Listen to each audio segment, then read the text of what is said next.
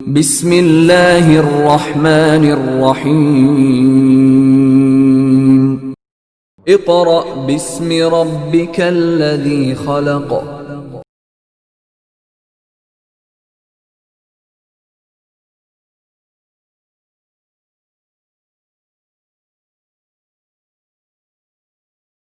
औज़ु बिल्लाहि मिनश्शैतानिर्रजीम। बिस्मिल्लाहिर्रहमानिर्रहीम।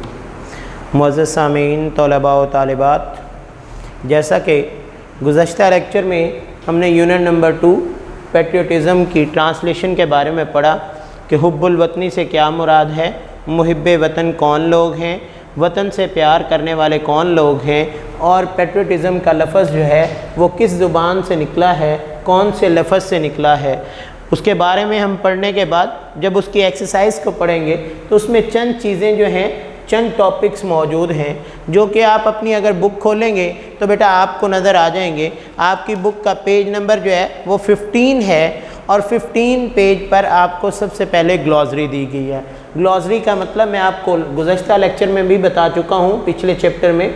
फ़रहंग होता है, फ़रहंग का मतलब है कि अल्फाज को आपने थोड़ा सा बयान करना है, अल्फाज को मुख्तसर वजाहत, अल्फाज की मुख्तसरन वजाहत करना जो है वो क्या कहलाता है, फ़रहंग कहलाता है। यहाँ पे आपको बेटा 5 अल्फाज दिए गए और उन 5 अल्फाज को आपने इंग्लिश मीनिंग भी याद करने हैं। उर्दू मीनिंग मैं आपको बयान कर रहा हूँ। डिवोशन, इसका मतलब होता है वफ़ादारी, लॉयल्टी। कमेंडेबल, काबिल तारीफ़, एडमायरेबल, यानी ऐसी चीज़ जिसकी बहुत ज़्यादा तारीफ़ की जाए। सुप्रीम, सुप्रीम कहते हैं आला, सबसे बुलंद, टॉप। वैल्यू, कदरें, इकदार। वर्थ, नेटिव, अबाओ अजदाद, फ्रॉम वंस मदरलैंड, किसी जगह का रहने वाला या किसी जगह का बाशिंदा जिसके बाप दादा से लेकर वो वहाँ पे रह रहे हों। उसके बाद बेटा हमारा अगला हिस्सा आता है कंप्रीहेंशन।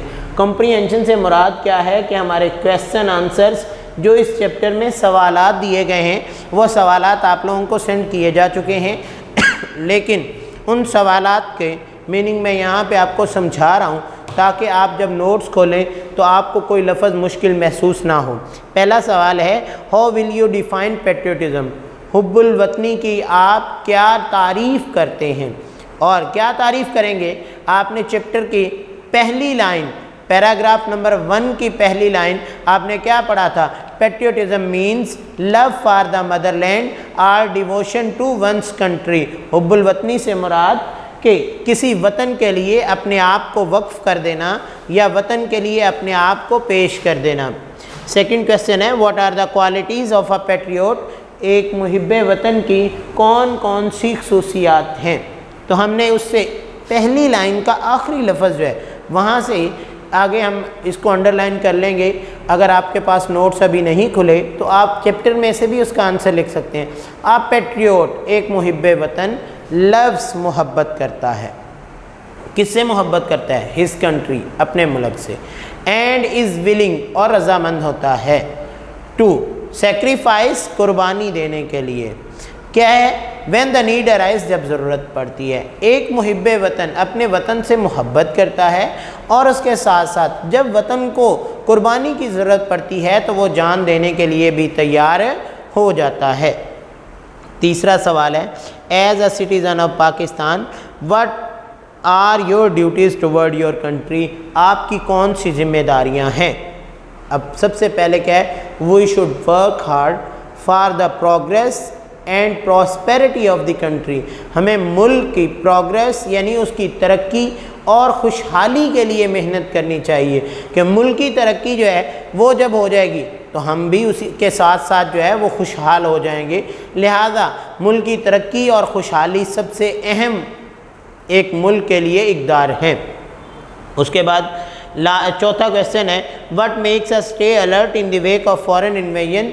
आपने तीसरे पैराग्राफ की पहली लाइन में पढ़ा क्या पढ़ा था चौथे पैराग्राफ की, द स्पिरिट ऑफ पेट्रियटिज्म, हुब्बुल वतनी का जज्बा, मेक्स अस स्टे अलर्ट, हमें चौकन्ना रखता है, हमें बाखबर रखता है।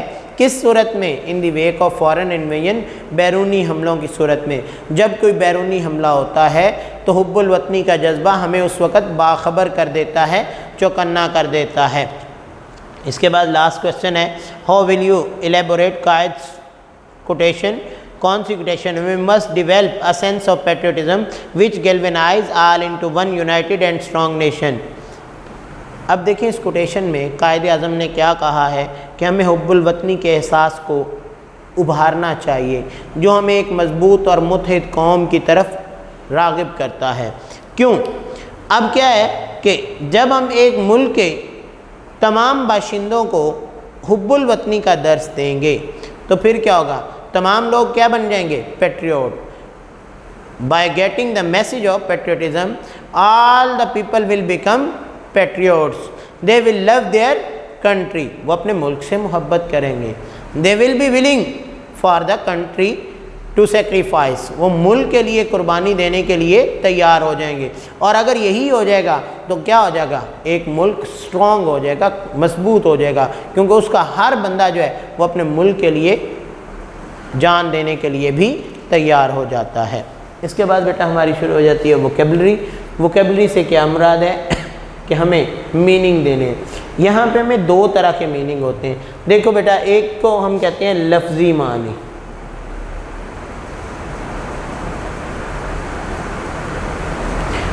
और एक को हम कहते हैं इस्तिलाही मानी। अब लफ्ज़ी मानी जिन्हें हम क्या कहते हैं? डिक्शनरी मीनिंग, और इस्तिलाही मानी जिन्हें हम क्या कहते हैं? Guess meaning. अब डिक्शनरी मीनिंग क्या होते हैं? जब हम किसी भी लुगत को खोलते हैं, डिक्शनरी को ओपन करते हैं, उसमें क्या मीनिंग दिया जाता है। अब देखो मैं आपको यहाँ पे मिसाल देता हूँ कि इस्लामियत में हम लफ्ज़ पढ़ते हैं ज़कात। ज़कात का मतलब क्या होता है? अब ज़कात का मतलब होता है पाक साफ़ करना, ये क्या है उसका लफ्ज़ी मानी। लेकिन अगर हम आम बंदे से, जिस बंदे ने लफ्ज़ी मानी नहीं पढ़ा, आप उससे पूछते हैं ज़कात का क्या मतलब, वो क्या कहेगा? अमीरों की दौलत में गरीबों का जो हिस्सा होता है, जो अल्लाह ताला ने मुकर्रर किया है, वो ज़कात कहलाता है। इसी तरह कई ऐसे अल्फाज हमारी ज़िंदगी में आते हैं, उनका लफ्ज़ी मानी कुछ और होता है, लेकिन उनको हम इस्तिलाही तौर पर इस्तेमाल कर रहे होते हैं, जिसकी समझ उस शख्स को भी आ जाती है जिसने डिक्शनरी नहीं पढ़ी। तो यहाँ बेटा आपको एक टेबल दिया गया है जिसमें 5 अल्फाज दिए गए हैं, और उन 5 अल्फाज के आपने गेस मीनिंग और डिक्शनरी मीनिंग बयान करने। जैसे कंजर्वेशन, इसका मतलब होता है तहफ़्फ़ुज़, तो हम क्या कहते हैं? टू सेव, महफूज करना। गेस मीनिंग क्या है? महफूज करना, बचा लेना। डिक्शनरी मीनिंग क्या होगा? To protect. डिक्शनरी मीनिंग क्या होगा? टू प्रोटेक्ट, उसका मतलब भी महफूज करना होता है। इंस्टांस, मिसाल, तो हम कहेंगे इंसिडेंट, एक मौका, एक ऐसा वाक़या। और एग्जाम्पल, ठीक है, वो क्या होगा? डिक्शनरी मीनिंग होगा।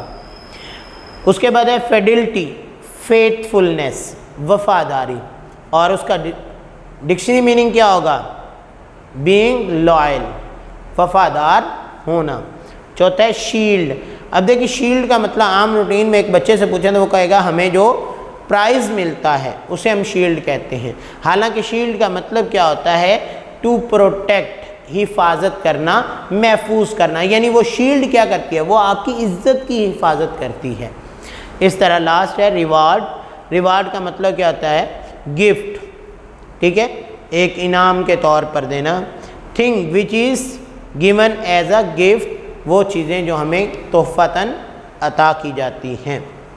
उसके बाद अगली चीज़ है make words from the root word. Root word कौन सा होता है और उससे मज़ीद अल्फाज कैसे बनाए जा सकते हैं। जैसे आपकी बुक में एक वर्ड दिया हुआ है वर्क। अब देखिए इस वर्क से हमने क्या बनाना है? वर्क से वर्कशॉप, ठीक है, वर्क स्टेशन, अब वर्क क्या है, ये एक रूट वर्ड है जिससे मज़ीद अल्फाज बन सकते हैं। तो हम यहाँ पे जो है वो 6 उसने हमें ऑप्शन दी हुई हैं, हमने उनको फिल करना है। पहला क्या है, वर्क प्लेस, काम करने की जगह। वर्क हार्ड, मेहनत। वर्कर, मेहनत करने वाला। वर्कमैन, काम करने वाला आदमी। वर्कशॉप, जहाँ पे चीज़ों को दुरुस्त किया जाता है। वर्कबुक, जहाँ पे किसी एक आपने वर्ड में सॉरी एक्सेल में देखी होगी, वर्कशीट आपको मिलती है जहाँ पे आप अपना काम कर सकते हैं। इस तरह वर्क स्टेशन, ऐसी जगह जहाँ पे काम किया जाता है। उसके बाद प्ले, आगे उसने दूसरा रूट वर्ड दिया है प्ले। प्ले से हम क्या कहेंगे, play ground, play group, play station, play area, play land, player. अब ये ऐसे अल्फाज हैं जो जिनका ताल्लुक सिर्फ प्ले से है। अगर प्ले को निकाल दिया जाए तो इन सब के मीनिंग जो हैं वो अलग अलग होते जाते हैं। इस तरह नेक्स्ट है हमें use the following words in sentences. इन अल्फाज को आपने जुमलों में तकसीम करना है। बेटा आपके सामने अगर बुक खुली हुई है, आप अपने पेन को खोलें और मैं मीनिंग भी बोल रहा हूँ, उसका सेंटेंस भी बोल रहा हूँ, आप बुक पे ही लिख लें। आगे उसके जगह दिए सेक्रीफाइस, कुर्बानी देना।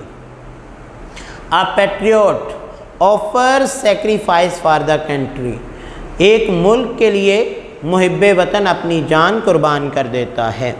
कमेंडेबल, काबिल तारीफ़।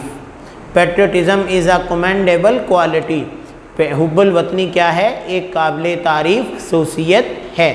Patriotism is a commendable quality. Prosperity, खुशहाली। We should work hard for the prosperity of the country, we should work hard for the prosperity of the country.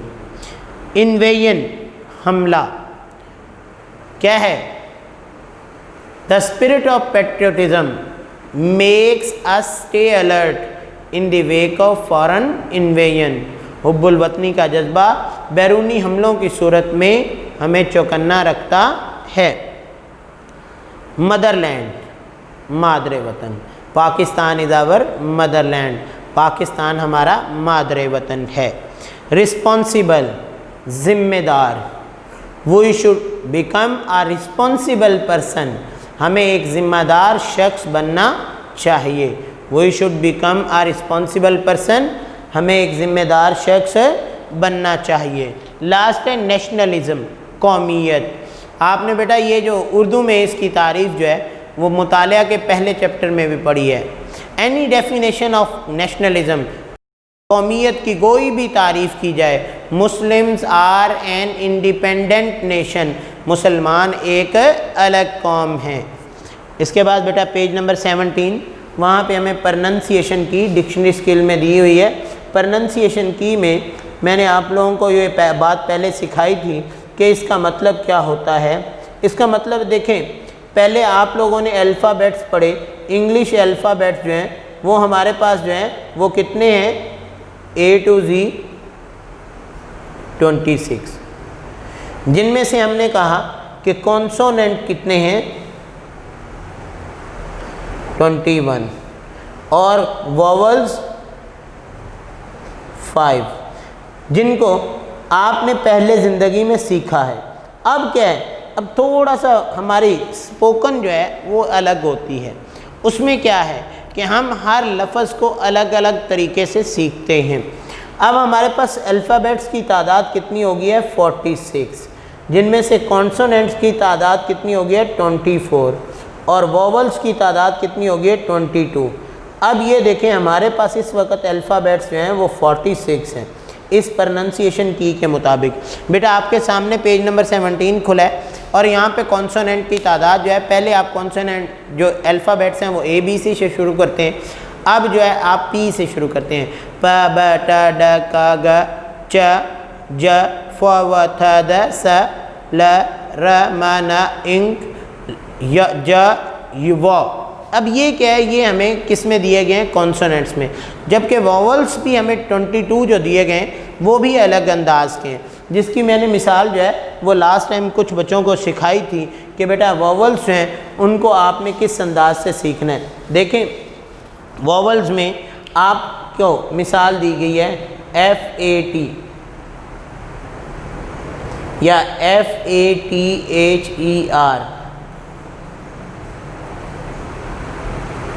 अब देखें F के बाद A है, उसके बाद T है, लेकिन ये A जो हमारे पास वॉवल है यहाँ पे क्या है ए, क्या है ए, और यहाँ पे क्या है आ। ठीक है, अब ए और आ जो है ये दो अलग अलग वॉवल्स हैं, जबकि लिखने में हमें ए ही नज़र आ रहा है। तो लेकिन प्रोनाउंसिएशन की के मुताबिक क्या है, अगर आप इसको जो है वो फाट कहेंगे तो वो क्या होगा, लफ्ज़ गलत, और सुनने वाला भी कहेगा पागल हो गया कैसे बोली जा रहे हैं। इसका मतलब क्या है कि ये जो वर्ड हैं इसमें जो हमारे वॉवल्स हैं उनका बहुत अहम किरदार है कि वॉवल्स को सही तरीके से प्रोनाउंस करेंगे तो ही हमारा लफ्ज़ जो है वो ठीक होगा। इसी तरह अगर कॉन्सोनेंट्स में ये देखें THE दी, और या THIS दिस, THING तो थिंग। अब देखें यहाँ पे भी TH के बाद आई है, यहाँ पे भी TH के बाद आई है, लेकिन यहाँ पे हम क्या है था की आवाज़ लगाते हैं जो कि हमारी ये सिंबल आएगी, और दिस में हमारी जो है वो दा की आवाज़ ये आएगी। तो ये क्या है कि बेटा हमारे पास जो है प्रोनाउंसिएशन को समझना बहुत ज़रूरी है। लिहाजा प्रोनाउंसिएशन के मुताबिक जब हम किसी चीज़ को प्रोनाउंस करेंगे, बोलेंगे, तो वो हमारे लिए इंतहाई अहम साबित होगा और सुनने वाला भी उसको करेक्ट कहेगा। लेकिन अगर हम इसका ख्याल नहीं रखेंगे तो वो हमें समझ नहीं आएगी। ये थी हमारी प्रोनाउंसिएशन की का एक मुख्तसर सा तारुफ। और आप अगर बुक में देखेंगे तो आपको वॉवल्स और कॉन्सोनेंट्स नज़र आएंगे। अब यहाँ पे उसने वॉवल्स एंड डिफ्थोंग कहा है। अब डिफ्थोंग से मुराद क्या होता है, अब ये जो वॉवल्स हैं इनके यूजेस जो हैं वो अलग अलग अंदाज से हैं। यहाँ पे आपको डिफ्थोंग तक दिए गए हैं। अगर एक वॉवल इस्तेमाल होगा तो हम उसे क्या कहेंगे, मोनोथोंग। क्या कहेंगे, मोनोथोंग। सिंगल वॉवल को क्या कहेंगे, मोनोथोंग। अगर दो इस्तेमाल होंगे तो उन्हें हम कहेंगे डिफ्थोंग। अगर तीन इस्तेमाल हो जाएंगे तो फिर हम क्या कहेंगे, ट्रिफ्थोंग। क्या कहेंगे, ट्रिफ। और अगर तीन से ज़्यादा, 4 या 5 या 6 कहीं पे वॉवल्स, ऐसा कोई वर्ड आ जाता है जिसमें जो है वो लगातार 4 वॉवल्स इस्तेमाल हो रहे हो तो उन्हें हम मल्टीथोंग कहेंगे। क्या कहेंगे, मल्टीथोंग। उसके बाद बेटा पेज नंबर 18 पे हमारे ग्रामर का पोर्शन शुरू हो जाता है, जिसमें सबसे पहले उसने हमें मॉडल वर्ब्स दिए गए कि मॉडल वर्ब से क्या मुराद है, मॉडल वर्ब किसे कहते हैं। Modal verb combine with other verbs to from compound verbs. क्या है कि ये इसके मॉडल वर्ब्स जो हैं ये अलग अलग हैं और इनके फंक्शंस भी अलग अलग हैं। यानी can, could, may, might, would जो है ये इंडिकेट पॉसिबिलिटी को इंडिकेट कर रहे होते हैं, जबकि कैन, विल, कुड और वुड जो है वो एबिलिटी को जाहिर कर रहे होते हैं। इस तरह मस्ट, विल, शैल ये सर्टेनिटी को, और माइट, शुड, ओथ ये प्रोबेबिलिटी को, कैन, कुड, मे परमिशन को। आगे हम इनकी एग्जांपल्स पढ़ते हैं जिससे हमें इस चीज़ का अंदाज़ा हो जाता है। जैसे कि बेटा देखिए आप क्लास में आते हैं तो आप क्या कहते हैं, मे आई कम इन, क्या मैं अंदर आ सकता हूँ। तो मे जो है वो क्या है, वो आपके परमिशन के तौर पर इस्तेमाल होता है। लेकिन क्या है, इसी तरह कोई भी काम है उसके लिए कहीं पे आप कैन लगाते हैं, आई कैन डू दैट, मैं ये कर सकता हूँ, यानी आप वहाँ पे जो है वो अपनी एबिलिटी बता रहे होते हैं। तो ये हमें जो हमारा मॉडल वर्ब इस्तेमाल हो रहा है उससे वाज़ेह हो रहा है कि आप इस वक्त कौन सा फंक्शन जो है वो कर रहे हैं। पेज नंबर 19 पे उसने दिया use appropriate modal verbs, describe your 3 abilities and capacities. तो आप क्या कहेंगे, आई कैन स्पीक, मैं बोल सकता हूँ। आई कैन राइट, मैं लिख सकता हूँ। आई कैन रीड, मैं पढ़ सकता हूँ। आई कैन स्विम, मैं तैर सकता हूँ। तो ये क्या है, I can drive a car, मैं ये कार चला सकता हूँ। ये आप अपनी एबिलिटी जाहिर कर रहे हैं। Ask teacher permission for going out, बाहर जाने के लिए, तो आप क्या कहते हैं, मे आई गो आउट, क्या मैं बाहर जा सकता हूँ। तो ये आप परमिशन के तौर पर इस्तेमाल करेंगे। Ask a friend to lend you a book, तो क्या कहते हैं, गिव मी योर बुक या लेंड मी योर बुक, आप can you lend me your book, क्या तुम मुझे अपनी किताब उधार दे सकते हो। Express necessity to get up early, यानी ये आप obligation, you should get up early, तुम्हें क्या होना चाहिए, सुबह सवेरे उठना चाहिए। उसके बाद ऑब्लिगेशन कि आपने कोई भी फरीज़ा, वी मस्ट डू दैट या we must follow the rules of traffic, हमें ट्रैफिक के जिम्मेदारियां जो हैं उनको फॉलो करना चाहिए। Share some past habit, we use to go to the Anarkali, हम अनारकली जाया करते थे, मतलब आपने अपनी गुज़श्ता आदत बयान करनी है। We use to go to take bath in a pool, हम एक पूल में नहाने जाया करते थे। इसके बाद है identify the kinds of sentences. सबसे पहले देखें बेटा, हमें kinds of sentences, exclamatory sentence कौन से होते हैं, जो कि सडन फीलिंग्स होती हैं। क्या होती हैं? सडन फीलिंग्स, यानी जिनमें आप किसी चीज़ को देखकर जो है अचानक खुशी या गम का इजहार करते हैं या हैरानी से, उसके अज़ेरेटिव सेंटेंस हैं जिनको हम सिंपल सेंटेंसेस कहते हैं।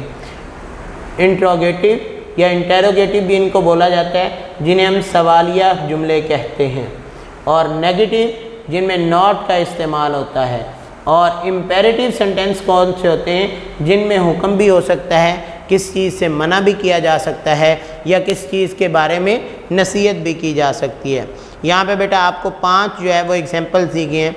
Art is an other subject in which I am particularly interested, ये एक सिंपल सेंटेंस है जो कि अज़ेरेटिव हम कहेंगे कि आर्ट एक ऐसा फ़न है जिसमें मैं ख़ास तौर पर दिलचस्पी रखता हूँ। व्हाट अ ब्यूटीफुल पेंटिंग, अब देखिए इसमें क्या कमाल पेंटिंग, आप उसमें हैरानगी का इजहार कर रहे हैं और अचानक आप उस एक ब्यूटीफुल पेंटिंग को देखते हैं, आप कहते हैं व्हाट अ ब्यूटीफुल। अब इसका मतलब क्या है कि आप उसमें हैरानी का इजहार करते हैं, तो वो क्या होगा? एक्सक्लेमेटरी सेंटेंस होगा। उसके बाद इसकी दूसरी पहचान, इसके एंड पे साइन ऑफ एक्सक्लेमेशन भी लगा हुआ है। उसके बाद अगली चीज़ क्या है, उसने कहा टीच हिम टू लर्न, ये कौन सा सेंटेंस है? ये इम्पेरेटिव सेंटेंस है। कौन सा सेंटेंस है? इम्पेरेटिव सेंटेंस, जिसमें एक बात कही जा रही है, ऑर्डर दिया जा रहा है। हाउ वुड आई नो, और एंड पे जो है वो इंटेरोगेटिव साइन है, तो उसका मतलब क्या है? ये इंटेरोगेटिव सेंटेंस है। लास्ट सेंटेंस है शी डिड नॉट, अब देखें नॉट का इस्तेमाल हो गया तो ये नेगेटिव सेंटेंस होगा। तो पहला हमारा कौन सा है? अज़ेरेटिव। दूसरा हमारा कौन सा है? एक्सक्लेमेटरी। तीसरा हमारा कौन सा है? Teach him to learn, imperative. चौथा हमारा कौन सा है? इंट्रोगेटिव। और पांचवा हमारा नेगेटिव सेंटेंस है। उसके बाद बेटा लास्ट चीज़ है पंक्चुएट द फॉलोइंग। पंक्चुएट का मतलब मैंने गुज़श्ता लेक्चर में भी आपको डिस्कस किया था कि किसी चीज़ में जो रमूज़ो औकाफ का ख्याल रखना है। क्या है? रमूज़ो औकाफ का इस्तेमाल। रमूज़ो औकाफ से मुराद क्या है कि रूल्स को फॉलो करना है कि सेंटेंस शुरू होगा तो वो कैपिटल लेटर से शुरू होगा। किससे शुरू होगा? शुरू होगा कोई भी सेंटेंस तो कैपिटल लेटर से, और एंड होगा तो वहाँ पे हम क्या लगाएंगे? फुल स्टॉप लगाएंगे। अगर कोई बात मामूली से रुकावट के बाद तो हम वहाँ पे कॉमा लगाएंगे। और अगर 2-3 बातों को इकट्ठा करना है तो पहले तमाम सेंटेंसेस जो हैं जो हमें इन्फॉर्म कर रहे हैं उन वर्ड्स के बाद हम कॉमा लगाएंगे और आखिरी वर्ड से पहले एंड लगाएंगे। इसी तरह जब हम किसी सेंटेंस को इम्पॉर्टेंट बात करनी है या कोई ख़ास बात है तो उसे इन्वर्टेड कॉमाज में लिखेंगे। तो यहाँ पे captain Mohammad Sarwar, major Tufail Mohammad, captain का C कैपिटल, मोहम्मद का M कैपिटल, सरवर का S capital, comma, major Tufail Mohammad, major का M कैपिटल और मोहम्मद का M capital, comma, major Aziz Bhatti. अब ये सारों के कैप्टन कर्नल शेर खान एंड हवालदार लालक जान, सारे नाम जो हैं इनके दरमियान कॉमा आता जाएगा और इनके नाम के पहले लेटर जो हैं वो कैपिटल होते जाएंगे। तो यहाँ पे मर्टियर डॉम तक क्या है? While fighting bravely for their Motherland, और यहाँ पे फुल स्टॉप आएगा। आल का A capital, all of them were awarded, उन सबको निशाना नवाजा गया। निशाने हैदर को हम इन्वर्टेड कॉमास में लिख देंगे, इनके दरमियान डैश लगेगा, द हाईएस्ट मिलिट्री अवार्ड, और इस तरह एंड पे भी हम फुल स्टॉप लगाएंगे।